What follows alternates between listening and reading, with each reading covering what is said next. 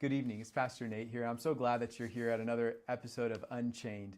These episodes are designed so that you can experience greater hope and healing. And it's been such a joy to be here each and every night. We're so glad that you're back here viewing live or perhaps viewing this some other time in the future. For those of you who are viewing live, we'd love to see where you're watching from. Again, we always enjoy this, getting a little bit of a feel from where everyone is able to see it from. So if you're watching from Chattanooga or Ottawa, perhaps Ringgold, if you want to put that in the comment section, we'd love to see where you're at.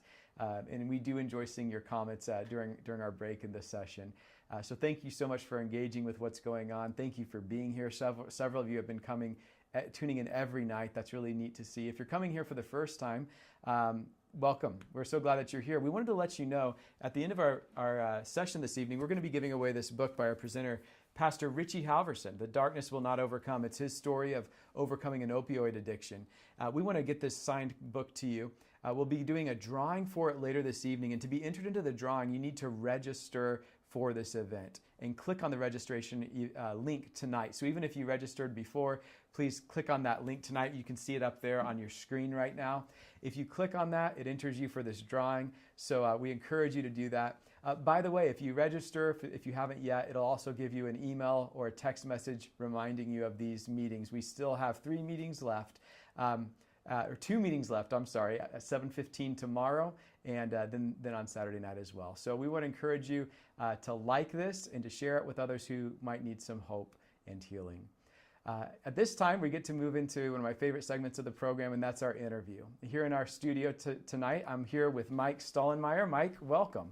Thank you, Nate. Thanks for having me. I'm glad that you're able to be here. Mike, tell us a little bit about yourself.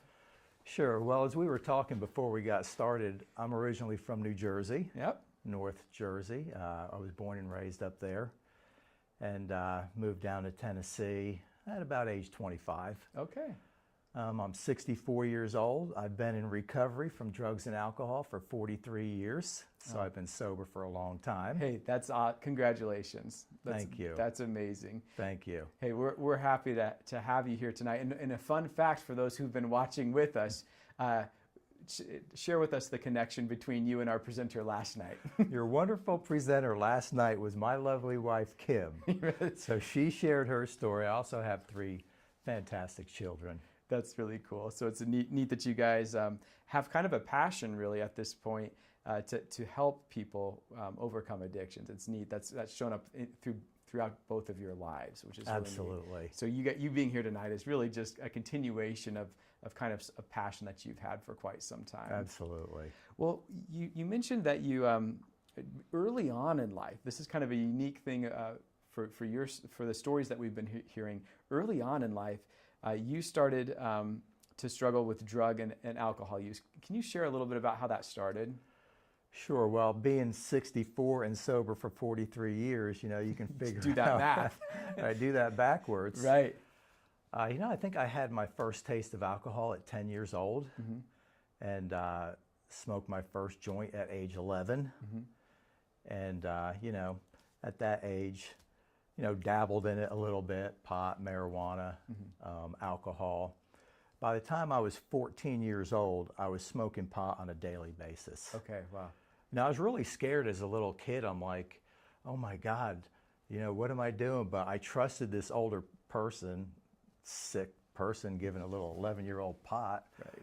Took a hit of that joint, and I was just scared. But I'm like, all right, I'm just going to do this pot, nothing else, because I don't want to become a bad drug person, So in your little mind, you even had that thought. Absolutely. So you started with, alcohol, marijuana, but throughout your teen years, you shared that, or even maybe even pre-teen years, you started to find friends who were also engaged in smoking pot, drinking, and what happened next? How did it progress? Sure, seems like you always find like-minded people. Yeah. I don't know if I found them or they found me, but Sure. we connected. You were both there together. Hey, so I connected with the people in high school that did drugs, smoked pot. I would go to school, smoke pot regularly, and I said I was never going to take anything else, but eventually I started doing uppers, downers, And then when I was doing the uppers and downers, I'm like, I'm never going to do any bad stuff like cocaine or anything like that because I don't want to become a bad drug addict. It's still in your mind, right? You know. Yeah. And eventually I did LSD, but I'm like, well, I'm not going to do any cocaine. Then I did some cocaine, you know, and then, you know, I said, well, I'm never going to shoot up. But eventually I did that. But, you know, alcoholism and drug addiction is a disease of denial. It's a disease that tells you there's nothing wrong with you. Right. And so, you know, in my mind, I was like, well, I only shoot up occasionally. So how could I be a drug addict? That's really interesting. So throughout your high school years, you didn't view yourself as addicted or anything like that? Absolutely not. Absolutely not. And so would you as a high school, I know you probably have a different view looking at it now, but in the time, did you feel like you had any kind of was it a problem in your mind or under control? In my mind, everything was totally under control. You know, even when I was vomiting all over the place, totally under control. Yeah. You know, I had the things that come along with drinking too much. You know, I had several car accidents. Fortunately, by the grace of God, nobody ever got hurt. Yeah. I did total one car out. Now, I always thought I was okay, and that's the thing about the alcohol. While you're under the influence, the first thing that goes is your, you know, ability to process Kind of things. awareness. Yeah. Self-awareness. Yeah. Self-awareness, you know, your judgment is the first thing to go, and your coordination. So bad judgment, poor coordination, I mean, that's a recipe for a car accident if you're behind the wheel. Sure. Also throw in your teenage years. You're kind of asking for it probably at that Absolutely. Point. You were sharing though that, you know, as things kind of progressed, as you kind of got into more and more different types of drugs, that really one of the hardest things that you experienced was kind of internal, what it was doing to you internally. Could you describe that a little bit for us? Yeah, absolutely. You know, I didn't do drugs to escape. I didn't have fun. You know, drugs are a good time. Party, right? Let's party. And the people I partied with did the pills, and they did the other drugs that I mentioned. They did the alcohol, you know. So all this was all in the name of a good time. And I never really did nonstop drugs or alcohol. You know, I had days during the week where I didn't do anything. Early on, because I didn't have the money, I was underage, you know, and then as things got worse, I went to the bar Wednesday, Friday, Saturday, Sunday. I'd stay straight Monday, Tuesday, Thursday, you know. I'd still be smoking pot. But, you know, one of the bad side effects from drugs and alcohol is that you don't grow up emotionally. Your emotional growth and development stops when you start drinking or drugging on a regular basis. And it doesn't have to be an everyday event, just a regular basis. So I was not growing up mentally, emotionally, or spiritually. And, you know, addiction is a downward spiraling disease. Although I didn't think I was an addict, and not by, you know, traditional terms, but the downward spiraling progression is in thoughts and feelings. Describe that a little. What was that like for you? You know, I had a lot of resentments. I didn't like this person. I didn't like that person. I felt really insecure. I felt really small. But at the same time, I felt really big. I was an egomaniac with an inferiority complex. all in one package, huh? All in one crazy package. And it was a package you did not like existing in. No, absolutely. I was depressed. I was lonely. You know, I was so lonely. I was painfully lonely, painfully depressed. I remember one time our family did a therapy session. It was for another family member. And I was there as part of the family, and I was so paranoid and depressed and lonely and isolated that I was sure that they were there for me, not for the other family member. Wow, yeah. And I remember breaking down crying in that because I was so lonely. Oh, wow. Yeah, it was terrible. Alcohol and drugs just isolates you. You know, it makes you feel isolated from God, from other people. I couldn't have an honest connection with another human being, or myself. I didn't know who I was, didn't want to know who you were, and didn't have a clue who God was. In all of that, kind of along a context of not feeling like there was a problem, in some ways, or at least not with the drugs and alcohol. And so, my heart goes out to people who are in that situation because they need a solution, but they're not sure what the problem is. And for you, you made it through your high school years, and you got into college, and then you mentioned that when you got into college, there was kind of an almost change or an important change really that happened. Yes. In one aspect at least. Tell us a little bit about that. Sure. So, I'm going to college, hanging out, meeting new friends. I was doing terrible. I had 3 D's and 3 F's my first semester of college. And I was drinking and partying almost every day. Okay. And so a friend in the hall says, "Hey, I'm going to a Bible study. Do you want to go to a Bible study with me?" And I thought, well, I've been to college for a couple of months, haven't been to church. Sure, why not? Yeah. I'll go to a Bible study. I believe in God, Yeah. And I went to the Bible study, and there, the person leading the Bible study said, "Does anybody here want to accept Jesus into their life?" And I felt like he was talking directly to me.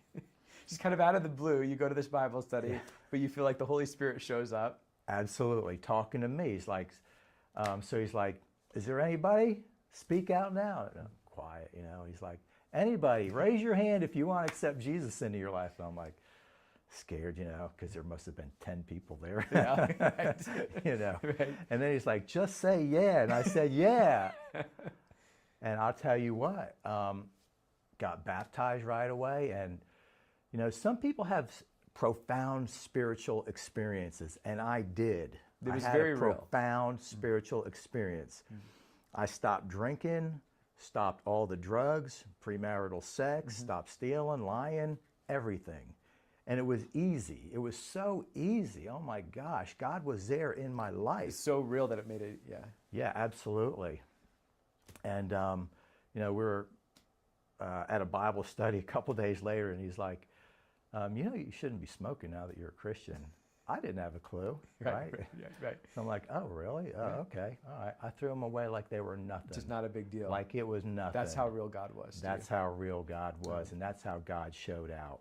That's amazing. Unfortunately, I went back home. I went to college in York College of Pennsylvania, went back home to North Jersey, met an old friend, and they're like, yeah, I hear you're into Jesus and all that. I'm like, told you that. Give me that joint. Because I had to be cool, Yeah, back with him. And so I took a few hits off that joint, and then, a few days later, I went and hung out with my other friends, drank, then I bought beer, and then for the next 2 years, I was off to the races, and it was terrible. It was just even a further dive than before. Yeah, my last state was worse than my first state, Because your connection with Christ, it was real. It wasn't a fake thing. It was just a very real connection. And yet, when you found yourself around your old friends, it caused you to tank down further than before. Absolutely. I just felt so guilty, and so disconnected from God. I couldn't enjoy getting high anymore. I mean, in the first whatever years, I enjoyed it and had bad stuff happen, but I still enjoyed it. Yeah. But then after that, I did not enjoy it hardly ever again for the next 2 years. Really? So it was after you kind of had given your heart to Christ that at that point you didn't necessarily want it in your life as much, but it was there. Well, it was just there. It was just something I did, like drinking soda every day. Right. Or whatever. Like you eat breakfast, my drugs and alcohol was there. So, but I did at that point at least gain a little bit of control. And I did better in college, and I just drank on the weekends because I was paying for college myself, and I didn't want to throw my money away. Sure. It was a motivator. Yes. So, and that time out from Jesus for a month gave me some control, so I just drank on the weekends. So it was able to be, you kind of compartmentalized just a little bit at least. But you mentioned how the kind of the internal stuff followed you throughout the week, the thoughts, the feelings. Share a little bit more about that. Yeah, so after I went back out again, had a relapse, if you will, relapse, in the recovery community call it a relapse. In the Bible they say, those demons left and came back, and the last state of that man was worse than the first. Yeah. So say it however you want. The mental, emotional, and spiritual agony was horrible. I mean, I was doing good in college, right? I was getting A's and B's now because I was staying straight during the week. I still did not have any good connections, any honest connections with other people. And I just had so many resentments towards everybody. I was filled with self-pity all the time. I was terribly depressed, isolated, lonely. My thoughts were just, I felt like insane, just insane thoughts running through my brain all the time. And I could never get any relief. So you're just miserable. I was just totally miserable. Never got any relief unless I was totally unconscious. It was terrible. And so you shared that towards the end of 2 years of this, that or maybe actually 1 year into it, if I'm understanding it correctly, your mom kind of came into your life and started trying to kind of find a way out. Tell us a little bit about that. Yeah, my mom was around Thanksgiving the year before, and she's like, I think you've got a drinking problem. I think you're an alcoholic. And the denial of alcoholism is so strong. And I remember saying this because I guess that was the beginning of a little bit of light shining into my brain. That confrontational thing. Yeah, she's like, I said, Mom, you're crazy. If anybody needs me, I'll be at the bar. And this is age 20. At age, that was 19. Oh, that was 19, okay. Yeah, actually we're 18 or 19. Yeah, okay. And I'm like, I actually heard myself, like, whoa, maybe I do have a problem, Right. So anyway, then she kept suggesting I go to a drug and alcohol treatment center, but I'm like, I don't have a drug or alcohol problem. Right. I barely do anything anymore, a few pills here and there. That was about it. Yeah. Maybe a little other stuff, and only drank on the weekends. Yeah. And I'm getting A's and B's, and I got a job, man. Yeah. Middle class American with a job, going to college. How could I have a drug or alcohol problem? Right. But I was so miserable on the inside. I hated myself. I couldn't get any relief. Yeah. And so I'm like, well, I don't have a drug or alcohol problem, but I'm definitely crazy. So I'll go to this rehab and maybe get some help. So you went to the rehab not because you thought you had a problem with drug or alcohol, but just thought maybe it could help kind of your mental and your kind of anxiety, things like this. Exactly. So you go to rehab, and how long were you there for? Well, it was a 28-day for alcohol. Okay. 42 days for drugs. 65 days for Mike. Okay, got you. So you get there, and you're there in this place that's really for other people in your mind, but you show absolutely. up. What was it like being there? It was a beautiful facility, great food. It was educational. We had an educational lecture every day about the disease of addiction and about the 12 steps. Realize you're powerless over alcohol or drugs. You had to turn your life over to God if you wanted to get any better. It was non-denominational. Yeah. There were all kinds of religious people, Sure. From whatever religion or no religion. Sure. But they were teaching us the 12 steps.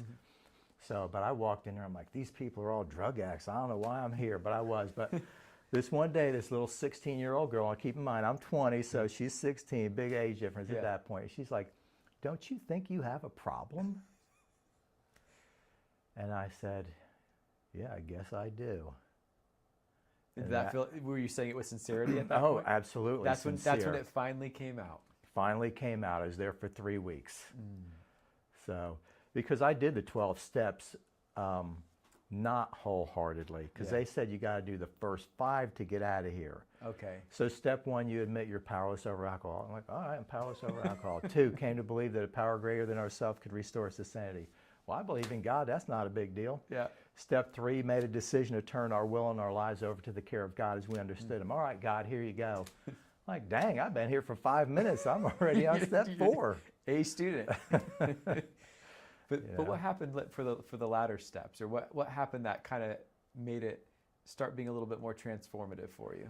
Okay, so I realized I did not do the steps in reality. It was just lip service, not reality, not in my heart. Yeah. For honesty, okay? Honesty, open-mindedness, and willingness. Those 3 things are indispensable. So I was not honest with myself. And they kept telling me, we're not just talking about cash register honesty. Yeah, you got to quit stealing. Cash register honesty, but it goes deeper than that. You have to be honest with yourself and with God and with others. about who you are and honestly do the steps. So, I did that first step with that little girl there, asking me, did I have a problem? And I did believe in God. Yes. I didn't really understand what being insane was, although I felt like I was insane. That's why I went to the rehab. Right. But the insanity of addiction is knowing that you're an addict or alcoholic or whatever, that this thing causes you a problem, but you do it anyway. That is the insanity that step 2 is talking about, God to restore you to sanity. I mean, if you got a peanut allergy, you don't eat a Snickers bar. Are you crazy? Just don't do it. Just don't do it. And we have an allergy to mood-altering drugs. And so you found yourself working your way through that, and you finished this, the rehab. What happened next? What was next in your life for you? Okay, so was it successful for you? Absolutely. Yeah, praise God. Absolutely. They said that about half of you here aren't going to make it, or they threw out some percentage. And I said, it doesn't matter. I'm in the percentage that's going to make it. That's cool. And I actually asked to stay an extra week or two. That was my request. That's why I stayed so long. Okay. Because I was into recovery and I enjoyed being there. That's really neat. So you went from feeling like it wasn't for you to actually wanting to stay longer because you realized it was doing something good in your life. Exactly. That's neat. And then I had to change people, places, and things when I got home. I was only 20 years old. I was a young kid. So I really got involved in 12-step meetings. I was going, they recommended a meeting a day for the first 90 days. And I went to 3 meetings on Friday night because those were my big nights to party. Yes. Saturday night I went to 2. Sunday I went to church. And then, I went to meetings regularly. That's really neat. That support was critical for you. Absolutely, absolutely. And I started to make new friends with people in sobriety. I had to make new friends, people, places, and things. I remember early on a Friday night, I had no money. I was broke, no car. I think my mom was letting me use her car to go to the meeting. I'm like, what am I going to do? I got no money. Well, I'll go to the mall and window shop. If that's what I got to do. One time I was working in Paterson, New Jersey. We were painting an apartment building. It's like 80 degrees out. I had no money again. And this co-worker brings in a 6-pack of beer and says, hey, you want one? He was just being nice. Right. I said, no, thanks. And I'm like, dang, what am I going to do? I'm so thirsty. I walked down to McDonald's and got a glass of water. Yeah. You do what you got to do. Those are big change moments. Absolutely. Very. Absolutely. So, I appreciate you sharing this story. It's an incredible story about how you were able to find freedom really at a young age. That's really incredible, because you said for how many years that you haven't been chained by this? I've been sober 43 years. 43 years. 43 years. That's incredible. I mean, it's just incredible that you were able to get that help and that God helped bring that change into your life. I love to hear that. I have one more question before we go into the teaching, and I wonder if you might just share with people what it's felt like to live unchained from that in your life. Yeah, absolutely. I just love being sober. I love being unchained. It's an absolute wonderful feeling. That's not to say my life is great, but God has put me in a place of neutrality. My spiritual experiences, the first one was profound and instant. The second one, after I went into rehab and did the 3rd step, turned my life over to God, it was more of an educational, slowly progressive spiritual thing. But nevertheless, I had the power from God to say no.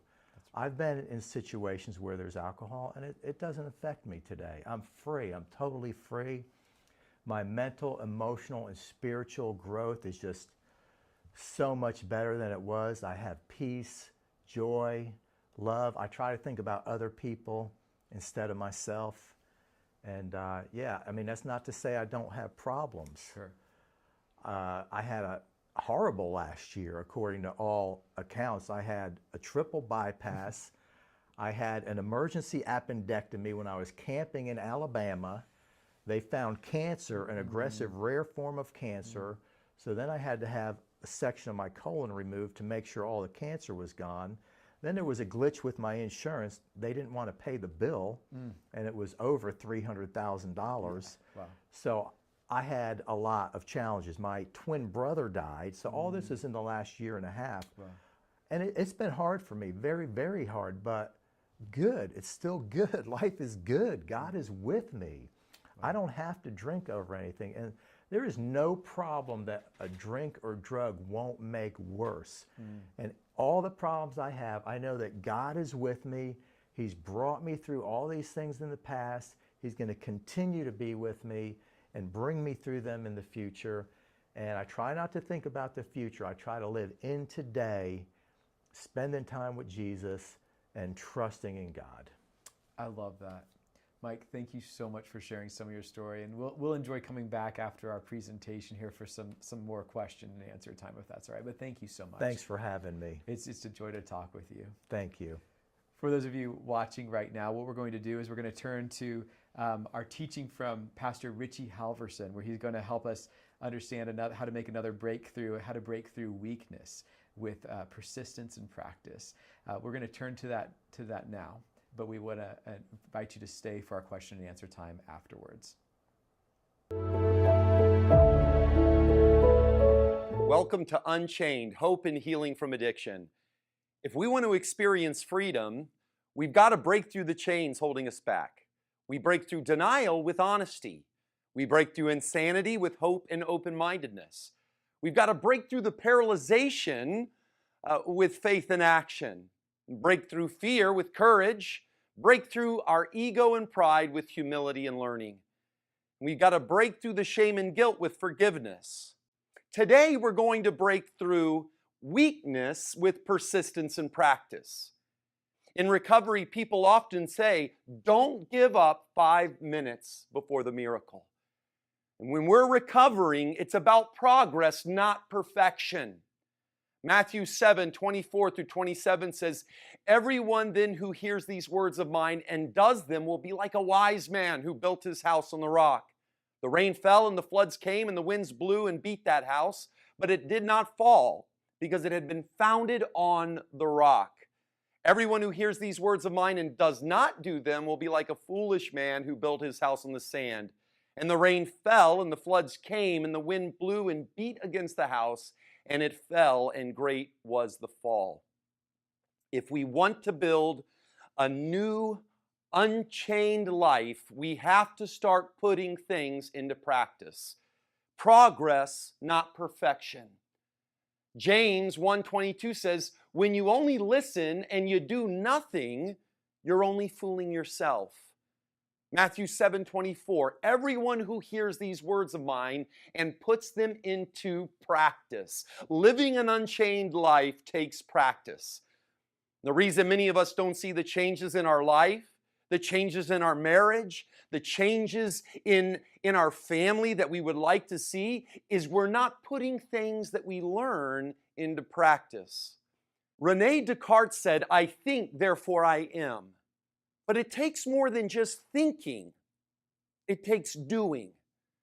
We can know something mentally, and that doesn't necessarily mean we're going to live that out in our life in reality. We do not become what we repeatedly hear. We become what we repeatedly do. Recovery works when we work it. 1 Corinthians 9:24-27, do you not know that in a race all the runners run, but only one gets the prize? Run in such a way as to get the prize. Run like you want to recover. We've got to run like we want our marriage to improve. We've got to run like we actually want to be unchained. Everyone who competes in the games goes into strict training. They do it to get a crown that will not last, but we do it to get a crown that will last forever. Therefore, I do not run like someone running aimlessly. I do not fight like a boxer beating the air. No, I strike a blow to my body and I make it my slave, so that after I have preached to others, I myself will not be disqualified for the prize. Paul is saying we've got to practice what we preach. An unchanged life does not happen by accident. An athlete doesn't become an all-star by sitting in a classroom. No, by putting it into practice. It takes hard work. The word athlete, you know what it means? It means to struggle. It's a struggle to live a new life. It's a struggle to break old habits. It's a struggle to do what you should do when it's not what you want to do. It's a struggle to forgive people sometimes. But every time we put these breakthroughs into practice instead of old behaviors, we grow stronger, happier, healthier, and more free. But it's going to take practice. It's progress, not perfection. Think of how much time you have put into practicing your addiction. Think of how much time we've put into practicing our habit, or maybe our hang-up, or our heartache. Think of the amount of time that we have put into living our old life. I mean, some of us have practiced our whole life being negative. That's not going to change overnight. Some of us have practiced our whole life getting angry at the drop of a hat. That's not going to change overnight. You can't give up after the first time you mess up. You've got to keep getting up. Persistence, perseverance, practice. You know, practice requires patience. My sponsor used to always say, be careful what you pray for. Whenever I pray for patience, God sends a traffic jam. You know, we've got to learn to practice these principles in all our affairs. If we don't use them, we lose them. Practice takes patience. We didn't become addicted overnight. We didn't become angry overnight. We didn't become controlling overnight. Recovery is not a one-time event. Living an unchained life isn't a one-time thing. It's a daily recommitment. Every day we decide to live a life happy, joyous, and free. In 1 Timothy 4, 7 through 8, in the Message, it says, exercise daily in God. No spiritual flabbiness, please. Workouts in the gymnasium are useful, but a disciplined life in God is far more, making you fit both today and forever. And this is the thing, if you're going to start practicing, you've got to start practicing before the crisis comes. If you wait until you need something before putting into practice, you're not going to be able to do it. You're going to be in trouble. If you wait until the storm comes before building a good foundation, it'll never be able to stand. Why does it seem we always have to wait until our life falls apart before we're willing to do something about it? I always had to do things the hard way. But before I treasured the things that really mattered, I had to lose everything else. Why do we always have to wait until our life is falling apart before we're willing to do what we should have been doing all along? This character, Jonah in the Bible, has to get swallowed by a whale before he's willing to start listening. Samson, he waits until he's bald and blind. Peter waits until he's denied and deserted. And that's why we've got to start practicing right now. We can't wait until we need it before we start practicing it. We got to practice it now. Don't wait until you have a heart attack before you start doing something about the way you're living. Don't wait until you're researching divorce attorneys before you start researching marriage counselors. Don't wait until you get the diagnosis with lung cancer before you say, you know what, I need to start trying to quit smoking. Start practicing right now. Man, of all the things God unchained me from, smoking was one of the hardest. I mean, every addiction is hard. Every bad behavior is hard. Every habit is hard. But man, smoking was one of the hardest because you see, I had put a lot of practice into smoking. When I got up in the morning, it was the first thing that I did. Before I went to bed, it was the last thing that I did. I smoked after every meal. I mean, it integrates and infiltrates our lives. I practiced smoking a lot. Well, I'm going to have to put some practice into quitting smoking a lot as well. It's simple, but it's not always easy. We've got to put things into practice before the crisis comes. In Matthew 7:25, it said it rained hard, the floods came and the winds blew and hit that house, but it did not fall because it was built. Notice it's past tense. The wise man built his house before the storm came. You got to build a foundation of an unchained life before the problems come, before the crisis and the storm comes, because it's coming.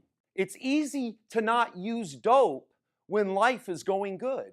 It's easy to be nice when you like someone. It's easy to be faithful in a relationship when you're getting along.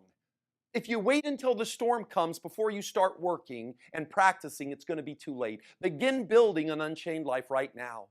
These principles have to go from our heads to our heart. We've got to go to the core of the problem. A good life requires a good foundation. We have to dig down deep. Any good structure has a good foundation where they dug down deep. The part of the house that matters most is the part you can't see. The surface is never as important as the foundation, which is interesting to me because it seems like the surface is the only thing we really care about. We tend to focus on the surface, but God, He focuses on what's below. In Matthew 23:25, it says, "You clean the outside of the cup and dish, but inside they're full of greed and self-indulgence." You see, God always goes below. 1 Samuel 16:7, "For the Lord sees not as man sees. Man looks on the outward appearance, but the Lord looks on the heart." Now, I'm not saying the surface isn't significant. I'm just saying it doesn't matter as much as we make it. It's much better to have a good foundation. What matters most in any structure, including life, is what's below the surface. What's going on where people can't see. What's going on in your foundation. Luke 6:46-48, "Why do you call me Lord, Lord, and not do what I tell you? Everyone who comes to me and hears my words and does them, I'll show you what he's like. He's like a man building a house who dug deep." The wise builder didn't stop digging until he hit something strong enough to build his life on. There's only one person strong enough to sustain you. There's only one person stable enough to sustain your marriage. There's only one person righteous enough. Don't stop digging until you hit the bottom.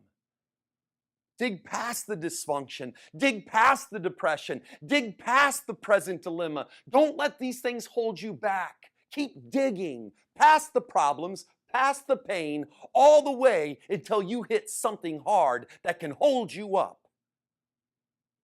Man, in early recovery, I had messed up so many times. I had relapsed so many times, been to treatment in and out of jails, that when I was finally made it to recovery, I was afraid that I was going to relapse again. And you always hear that famous, we've talked about it in this series, hitting bottom. And I had heard that so many times growing up. And so I went up to my sponsor and I asked him, because I was afraid I was going to relapse and go back out there. And I said, "How do I know when I hit my bottom?" And I'll never forget what he told me. He said, "Richie, your bottom happens when you put down the shovel." When I finally hit something solid enough to build my life on, I stopped digging. God was the rock at the bottom of my barrel. What are you building your life on? If it's a career, you can lose it. If it's a relationship, you can lose it. If it's your money, you can lose it. If it's your youth, I hate to break it to you, you're going to lose it. We've got to build our lives on something we can't lose. To live an unchained life, we've got to build our life on something bigger and stronger and firmer. Which is why I've discovered that sometimes God allows the crisis to come. Sometimes God's got to allow the storm to come in order to show you what you've built your life on. In Hebrews 12:27, it says, "All of creation will be shaken and removed so that only unshakable things will remain." God loves you too much not to shake you. He's got to shake all the fake friends out of your life. He's got to shake all the dysfunctional thinking out of your life. He's got to keep on shaking so that when all is said and done, the only thing we depend on is something that we can never lose. Ecclesiastes 3:1, it says, "For everything there is a season, a time to break down and a time to build up." There are some things in your life, there are some people in your life, there are some ways of doing things, some stinking thinking that you need to let God dig out from the root. Let Jesus dig down to the root and dig it out. You see, before there can be transformation, there must first be excavation. God always breaks us down before He builds. He loves us too much to let us build our life on something that cannot sustain our life. And this goes for everybody. All of us try to build our lives on something other than God, and it will always fall short. But if you build your life on God, you can have the confidence that He can hold you up. You can have the confidence that if God's breaking it up, it's only so He can give you something better. And so here in this parable that Jesus tells, we've got two builders. They go through the same storm and they're working on the same project and both have access to the same tools. From the outside, they look exactly the same, but one is a fool and one is wise. The way they respond to the storm is totally different. The fool falls apart, but the wise builder stands firm. Because the wise man built his life upon the rock. A rock is something solid. A rock doesn't change. It's concrete. It's in stone. Everything else changes. But God, the solid rock, doesn't change. In Matthew 16:18, it says, "Upon this rock I will build my church, and the powers of hell can't even conquer it." When the wise man saw the storm coming, he doesn't panic. What does he do? He praises God in the storm. Let me tell you, if God is your foundation, you'll be able to praise God in the storm too. Your life won't fall apart the second something goes wrong. Yeah, the enemy, your addiction, may try to knock your house down, but if you built your house on God, He will not prevail. Matthew 16:18, "The gates of hell shall not prevail against your house." You see, Jesus dug His way down from heaven, all the way to Calvary. And He went all the way to the root of our problem, which is our brokenness. It's that hunger inside of us that keeps looking for satisfaction and love in all the wrong places. He went all the way to the root of our problem in order to give you something that you can build your life on today, right now. It's all about progress, not perfection. Jesus is the only perfect person who's ever lived. Trust in Him. You don't have to do everything perfectly because He did everything perfectly. Trust in Him. Build your life on Him and start living an unchained life today. Welcome back. Pastor Richie, thanks so much for sharing that message. I love the line that we're trying to have progress, but not perfection.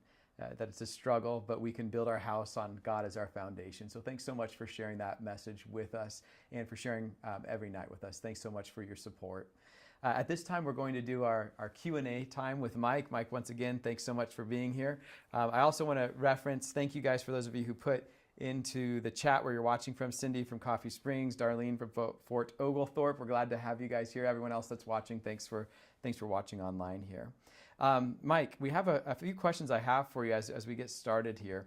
In your story, you mentioned how for you didn't feel like you had a problem. I mean, you had some internal stuff. You didn't think you had a problem with drugs and alcohol in particular. What would you say to someone? How would someone know if they have a problem with drugs and alcohol? That's a very good question. Simply put, if it's causing you a problem, then it is a problem. Yeah. One of the things about alcohol and drugs is it is progressive. Your tolerance goes up. You need more and more of the alcohol or other drugs to achieve the same effects. Maybe you're struggling with blackouts. Hey, what happened last night? How did I get here? I don't remember what happened. Blackouts is a symptom, of having a problem. It doesn't matter how much you do or how often you do it. If it causes you a problem, then it is a problem. See, my view of an alcoholic was a skid row bum. Yeah. A drug addict was a heroin addict. Just people who completely did not have their lives were out of control, essentially. Absolutely. So because big portions of your life were in control, it's like, well, I must not have a problem then. Absolutely. And it was always something I wasn't. No matter what I did, the alcoholic or drug addict was something worse. There were two skid row bums laying down in the gutter, just filthy and nasty and hungover, and the one bum wakes up and he looks at the other bum and he says, "If I ever get that bad, I'll quit." Just shows the hypocrisy kind of it, huh? It's a disease of denial. It's the only disease that tells you there's nothing wrong with you. Wow. So it's, the addiction and the alcoholism lies to us. If you think at all that you might have a problem, you definitely have a problem. You know, I think that's really neat that you say that, because I just know so many people who, you know, throughout their years, many parts of their lives, by God's grace, might be intact. And yet there's always this underlying thing that's there because of whatever the addiction might be. And yet for them, it probably doesn't register as an addiction. It's just, hey, there's this thing I've heard before that it's probably not the healthiest choice for me to be doing, whether for physical health or spiritual health or relational health, whatever it might be. But because their life doesn't feel wildly out of control, it kind of lingers there, and it pops up now and again. And I can just imagine people going decades feeling like, I don't have a problem with this. It's just this thing that I choose to do sometimes, and I don't love all the effects of it, but it's under control. I thought I could quit anytime I wanted to. I just don't want to. Yeah. I honestly believe that. Mm-hmm. It was only after I was sober for a while that I was able to put two and two together. Hey, I stopped drinking and doing drugs. Hey, I'm not crazy anymore. Hey, I don't hate myself anymore. Mm-hmm. Hey, I'm not depressed anymore. But it takes a lot of hard work. You know, you have to trudge the road to happy destiny. And I feel like what's so insidious about your story is that in some ways it's like you didn't even understand the freedom that you could be having until drugs and alcohol were out of your life. As far as some of the anxiety, the depression that you had, you thought that was a separate, non-connected issue. Yes. And my heart goes out to those who might be watching this, and perhaps they feel like, no, my life's under control, but maybe there's something that's off, that they're not connecting to that thing that's in their life, and they just won't realize how much freedom they can have until that thing is gone. Absolutely. I appreciate you sharing that aspect with your testimony. You've really highlighted that part, which is really neat. What advice would you give to someone who wants to find freedom from drugs or alcohol?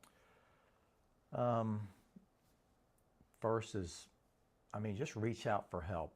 You can go online, look up AA, NA, OA, look up 12-step programs, go to one of those, contact your pastor.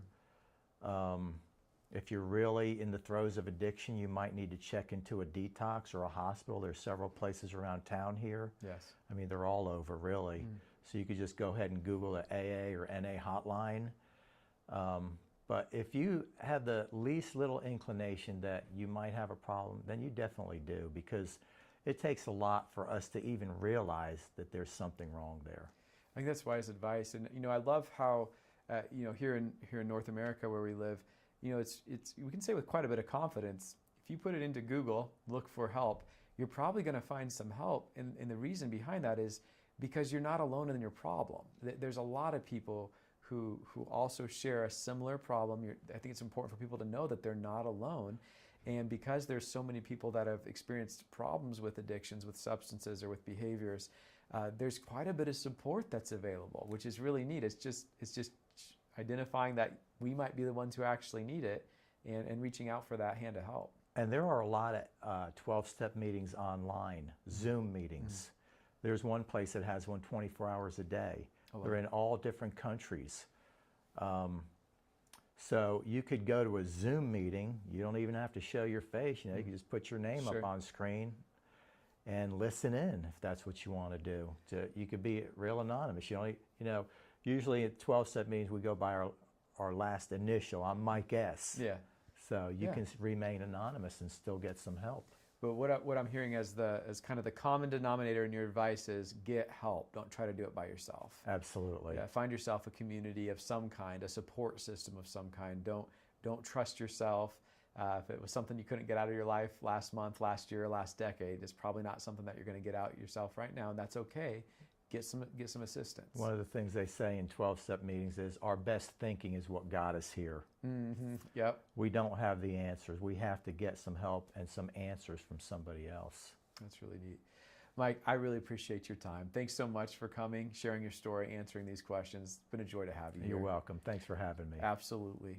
Hey, for those of you who are watching right now, it's time for our giveaway to announce the winner of this Darkness Will Not Overcome book by our presenter, Richie Halverson.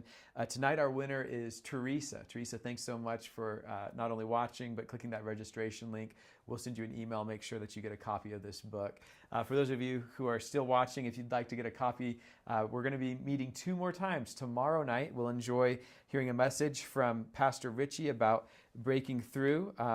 So one of the breaking through some of the problems we have with ourselves, which will be really helpful.